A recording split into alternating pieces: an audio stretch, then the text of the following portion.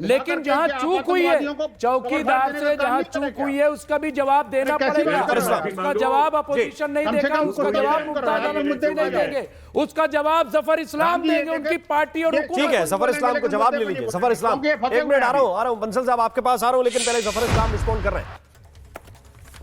इस्लाम साहब बोलिए। देखिए, जवाब अभी आप एक पूर्व डीजी बीआईएसएफ को सुन रहे थे, बीएसएफ को जी, उन्होंने बहुत अच्छी बात कही कि let's not jump the gun. अगर इन्वेस्टिगेटिव एजेंसीज जो अगर काम कर रही है, ये आतंकवादी घटना हुई है, इसमें तो किसी को कोई शक नहीं।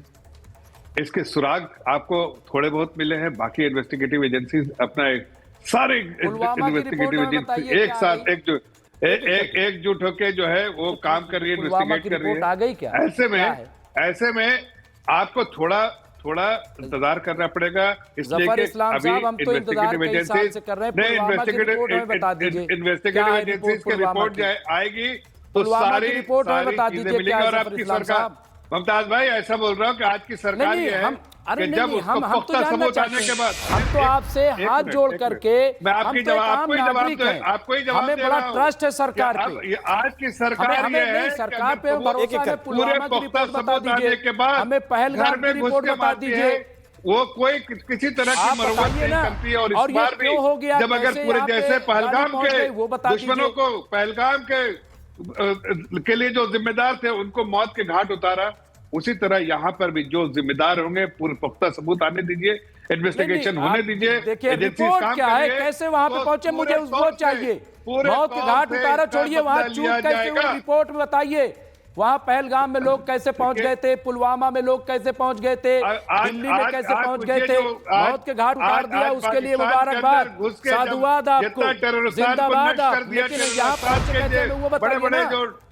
इमारत ही टेररिस्तान जहां से बना है, टेरर जहां से फैलता है, उस सारे टेररिस्तान के वो सारे ठिकाने को नष्ट किया, उसके बारे में चिंता कीजिए। सारे ठिकाने को नष्ट किया होता तो सारे ठिकाने को नष्ट हुआ। और फिर उसके बारे में चर्चा कीजिए, उसके बारे में चर्चा कीजिए। जो आतंकवादियों के घर उड़ा दिया, आतंकवादियों को उड़ा दिया, उसके बारे में चर्चा कीजिए। आप दौरे कर रहे हो, आपको चुनाव ज्यादा प्यारा है। यहाँ जीत ले चुनाव, वहाँ जीत ले पंचायत। 2008 की भी जिम्मेदारी हम ही निभा रहे हैं, 2008 की भी जिम्मेदारी हम ही निभा रहे हैं। 2008 के दुश्मनों को, 2008 के जो आतंकवाद जो हुआ था देश में हमारे, उसके भी जिम्मेदार लोगों को ठिकाने पहुंचाने का काम हम कर रहे हैं। आपने नहीं किया, कांग्रेस पार्टी ने नहीं किया।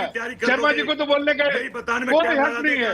आपके 2008 के जिम्मेदार जो लोग जिम्मेदार थे आतंकवाद के लिए, उनको ठिकाने लगाने का काम हम करें। आपने तो कुछ किया ही नहीं। क्या किया आपने? आपने तो सिर्फ हाथ डर के रखा और पाकिस्तान के साथ अच्छे रिश्ते बनाने के चक्कर में रहे।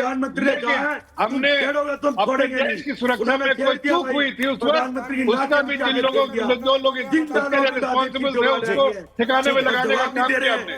प्रधानमंत्री भूटान में मजे ले रहे, दुखी हो रहे हैं। अरे दुखी थे तो ये, अरे भाई प्रधानमंत्री वहीं से सारी सूचना ले रहे थे। प्रधानमंत्री आते ही जाके एलएनजेपी हॉस्पिटल में गए, प्रधानमंत्री ने वहीं से लोगों को बता दिया, इसके लोगों को बता दिया कि हमारा इरादा क्या है, हम किस तरह से सुरक्षा के साथ खिलवाड़ करवाने, लोगों को आतंकवाद फैलाने वाले। जगदीश जी थोड़ा शांत हो जाइए, आपकी बारी नहीं है अभी मुमताज आलम रिजवी बोल रहे थे। अब मैं चाह रहा हूं कि विनोद बंसल जो अपनी बात कह रहे थे वो कंप्लीट करें। विनोद बंसल, प्रॉब्लम कहां है, असल जड़ कहां है?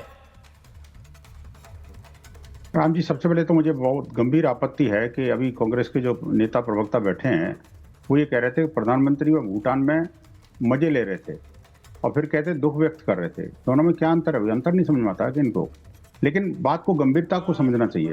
देखिए अभी तक जितने भी आप राजनीतिक शीशा लेकर आप करिए, मैं देखिए बीच में नहीं बोलना है। प्रधानमंत्री जी और बीजेपी क्या कर रही है ये बताने की जरूरत है। मैं नहीं बोलूंगा सर, मुझे तो ये बताइए कि जगदीश शर्मा जी, एक मिनट पूछना पड़ेगा आपसे। एक मिनट जी, ना बोलने से काम नहीं चलेगा भाई। बोलो भाई, गलती होगी है, हम छोड़ेंगे शर्मा जी, हम भी आपके साथ। देखिए बात सुनेंगे नहीं, फिर कहेंगे कि देखिए मेरा माइक बंद कर दिया। अब जब बात सुनेंगे 20 सेकंड तो देंगे किसी को कि नहीं देंगे? 20 सेकंड बोलिए बंसल जी। राम जी देखिए, ये तो ऐसे पूछ रहे हैं मेरे से जैसे मैं ही सरकार का नेता हूं, मैं ही सरकार का मंत्री हूं कि मैं प्रधानमंत्री हूं।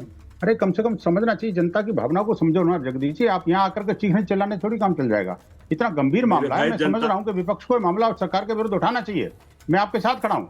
देखिए विपक्ष का काम है कि सरकार की अगर मान लो कमियां दिख रही हैं तो उसको गिनाना चाहिए, लेकिन ये भी तो देखना चाहिए सरकार ने जितने सारे आतंकवादियों को पकड़ा, उस नेटवर्क को ध्वस्त किया, इतना सारा विस्फोटक और नई तरह का विस्फोटक, आप समझिए ना राम जी। इस बार जो विस्फोटक पकड़ा गया वो अपने आप में दुनिया का एक अजूबा है।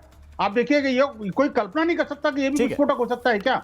ये हमारी सिक्योरिटी एजेंसी को हमें गर्व है और सभी को गर्व होना चाहिए। देखो बिल बिला गए और सरकार कहते हैं अपने चोर की दाढ़ी में तिनका। जिम्मेदारी बनती है देखिए मैं बोलता हूँ ये वैसे ही है जैसे देखिए जब राहुल गांधी है न भारतीय जनता पार्टी की है बल्कि सरकार की जिम्मेदारी है कि हमारे देश के लोगों को कैसे नुकसान हो गया, कैसे 31 लोग घायल हो गए, कैसे जो है 13 लोगों की जान चली गई।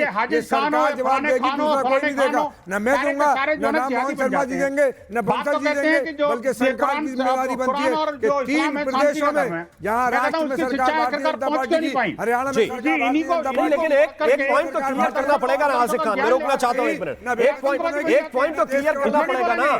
फिर आतंक के खिलाफ जब सख्ती से निपटते हैं तो फिर ये राग क्यों आ जाता है कि भाई निर्दोषों को पकड़ लिया है? अरे निर्दोषों को पकड़ लिया है, अरे ये माथे पे थोड़ी लिखा होगा किसी के ये दोषी है। भाई इंटरोगेशन करनी पड़ेगी कि नहीं? भाई इंटरोगेशन करनी पड़ेगी कि नहीं?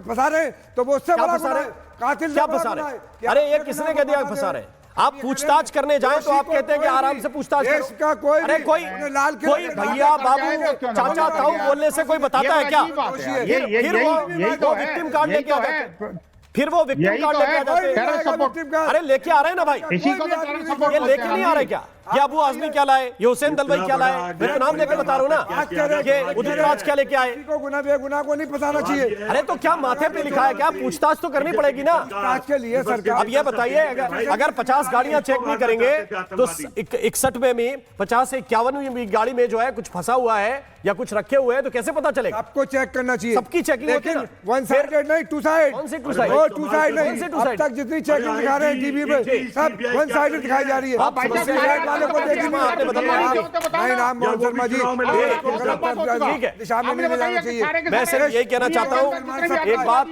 मैं आप सभी का शुक्रिया करते हुए, मैं आप सभी का बहुत बहुत धन्यवाद करते हुए, बहुत बहुत धन्यवाद आसिफ भाई, आपका सबका बहुत बहुत शुक्रिया। लेकिन एक चीज बहुत स्पष्ट है कि देश की सुरक्षा के मामले में ना ए साइड ना बी साइड, कोई साइड लेने की जरूरत नहीं है। देश की साइड लेने की जरूरत है। जहां लगता है कि मामला सेंसिटिव है वहां सुरक्षा एजेंसियों के हाथ मजबूत करने की जरूरत है, तब जाकर हम पूरी तरह सुरक्षित हो पाएंगे। वरना ये एक हुआ है, न जाने कितनी ऐसी घटनाएं करने के लिए आतंकवादी बैठे हुए हैं।